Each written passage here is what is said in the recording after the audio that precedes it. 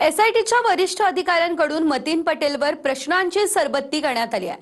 मतीननं घरमालकाकडून या दरम्यान चावी निदा खानला दिली असं जबाबात नोंदवलं आणि नाशिक पोलिसांनी मतीन पटेल घरमालक हनीफ शेखची समोरासमोर बसवून चौकशीही केली. पाहूयात. नाशिकमधील धर्मांतर आणि अत्याचार प्रकरणामधील आरोपी निदा खानला लपवण्यासाठी घर देणारा एमआयएम नगरसेवक मतीन पटेल नाशिक पोलिसांसमोर हजर झालाय.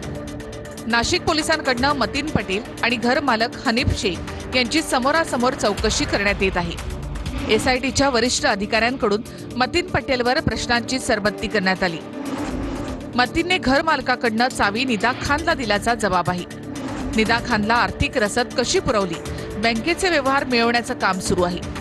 निदा खानला कुणाच्या सांगण्यावरून घर दिलं याचीही चौकशी सुरू आहे. कोणत्या पक्षाच्या नेत्याच्या सांगण्यावरून मदत केली का, एसआयटी याचा तपास करते. मतीन पटेल आणि घरमालक हनीफ शेख यांची समोरासमोर बसून चौकशी सुरू आहे. मूळ घरमालक हनीफ शेखचा एसआयटीनं जबाब नोंदवून घेतलाय.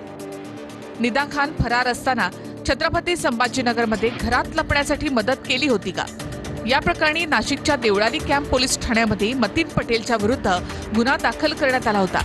तर निदा खानच्या जामीन अर्जावरची सुनावणी 8 दिवस लांबणीवर पडण्याची शक्यता आहे. एसआयटीनं म्हणणं सादर करण्यासाठी 8 दिवसांची मुदत मागितली आहे. गेल्या 18 दिवसांपासून निदा खान कारागृहात आहे. 3 दिवसांपूर्वी निदा खानवर कोर्टामध्ये दोषारोप पत्र दाखल करण्यात आले.